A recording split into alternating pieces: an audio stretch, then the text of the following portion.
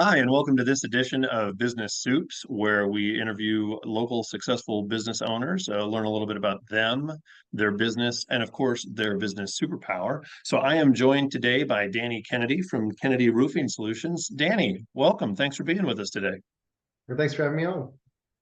You are very, very welcome. So let's get rolling here. Why don't you tell us a little bit about yourself and your business? What's your origin story?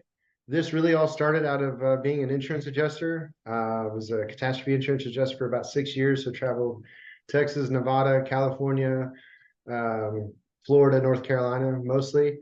Um, Kind of got my feet wet in there. After a couple of years, I just saw that the insurance carriers weren't taking care of the homeowners the way they should, and really the contractors weren't either.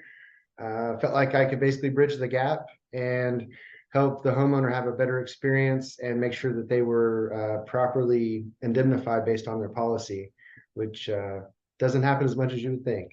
That's that here. So what are some things that homeowners should be looking out for if they're dealing with a roof issue and working with the roofer and the insurance company? Well, I would say before you even get started with a claim, you need to find out if you have replacement cash value or actual cash value. And then do you have code compliance? A lot of people don't understand that after 10 years, typically insurance carriers are kicking you to an actual cash value policy, which means they're going to depreciate your roof, and that depreciation is not going to be paid back to you. Plus, you're going to be out of deductible.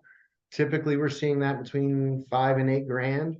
And a lot of people Wow. don't have that much money to come up with out of pocket. But they do have the extra $50 to $100 a month to have the replacement cash value and code compliance. So I would say that's the most important thing before even getting started is what is your policy, and is it financially in your best interest to have that policy?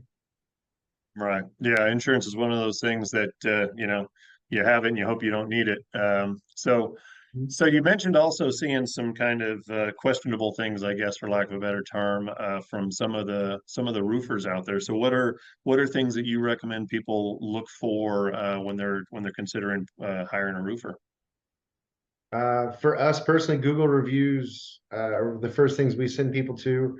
We're one of only two companies with over 100 Google reviews with a 5-star rating in Tulsa. So I think that kind of speaks for itself.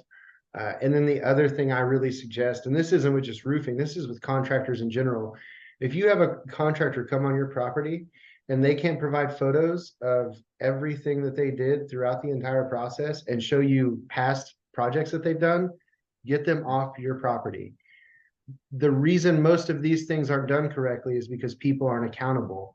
And when we all have computers in our pockets, there is no excuse for them not to have plenty of photos providing you with the information to show they did things correctly. That's a great point, and there are certainly a lot of folks out there who are more than happy to show up and say they can do something, and then just kind of halfway do it. So you talked a little bit about this already. Obviously you've got the experience of being an adjuster before this, but what would you say sets you and your company apart from your competition? It's kind of funny. I just learned this a few weeks ago. I asked one of the installers we use, I said, do the other companies you work with, do they come out on site during the process and check in? And are they there cleaning up afterwards? They're not.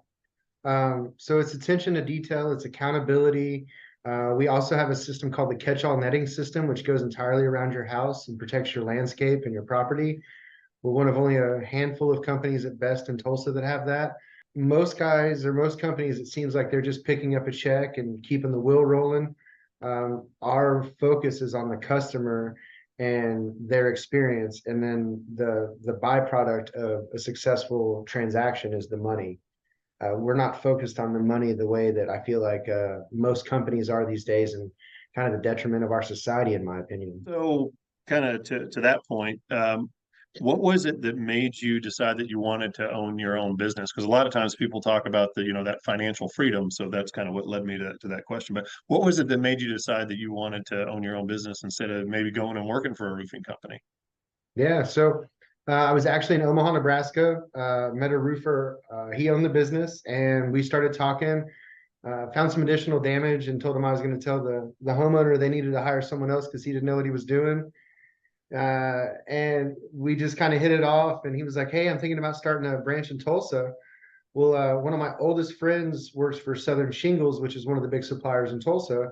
And I called him and he said, "Man, just start your own business." He said, "I'll get you a line of credit, and it's not as hard as people think it is."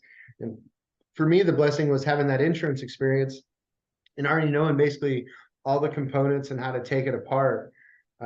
Ignorance and ego, I guess, is what got me started thinking this would be easy, and I just, cakewalk. And I imagine that parts of it have been easy, and there probably been some challenges as well. So, what are some of the struggles or challenges as a business owner that you've dealt with? The biggest eye-opening thing I had to understand was that providing documentation and explaining yourself with code and with what the law requires uh, doesn't always get the insurance company to follow the law.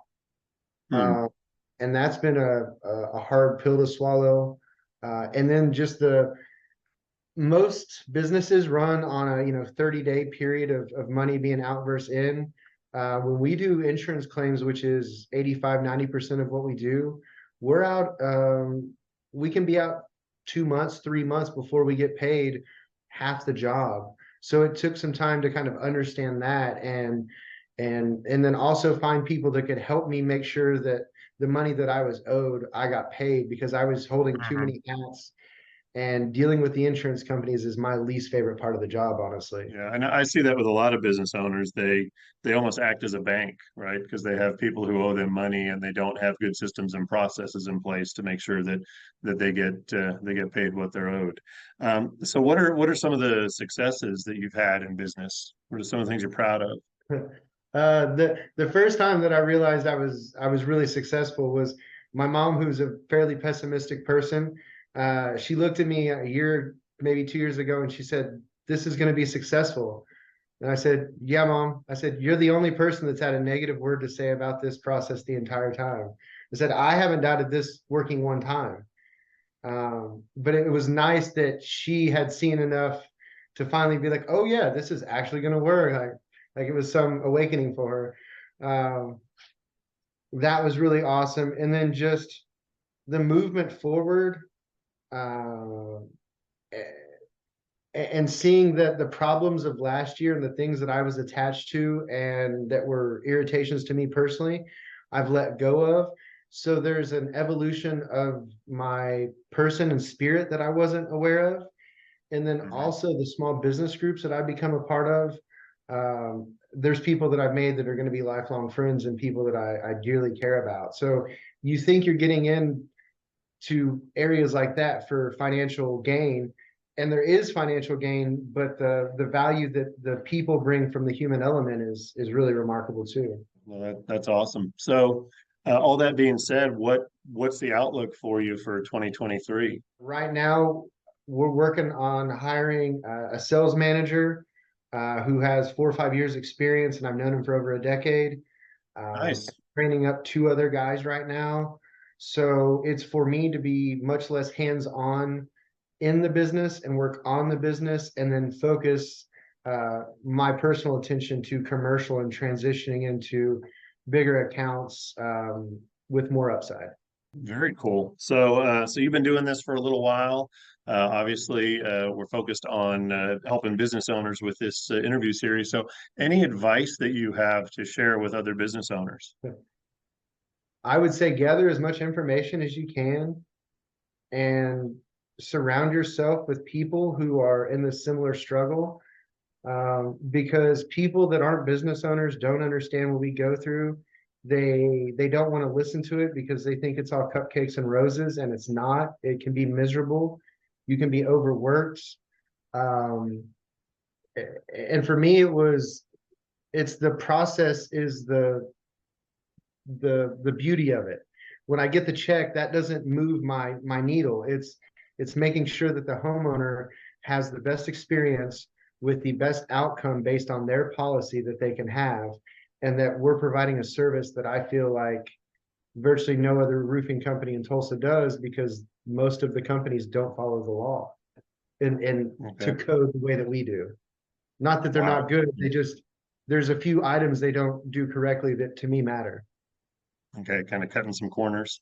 Yeah, and the devil's in the details. I mean, there's truth in Yeah. that, you know. Oh, absolutely. So, all right. So the question that started this whole thing off, what would you say is your business superpower? I'm too hard-headed to give up, and I believe too much in myself to allow negativity to rule the day. I think most people personally focus far too often on the negative and the problem. And if you can switch from 80-20 and switch that to 80% of the time, I'm going to focus on the solution. Because if you know the problem is now irrelevant. And we're in Mhm. a society where people who are experts at everything in the world are giving their advice for free. So if you want to be successful, you need to figure out how to solve your problems and not worry that other people aren't doing as well as you. Tunnel vision. I mean, and just keep going until you can't. Yeah. Yeah, and so many people, I've got my coach says you can't steer a parked car, and so many people get so wrapped up in that paralysis by analysis, and they don't do anything. And when you Mhm. don't do anything, you can't get anywhere. So that's a great superpower to have, and some great advice as well. So, Danny, thanks so much for taking some time to hang out with us today and share a little bit about you and your business superpower. Yeah, thank you.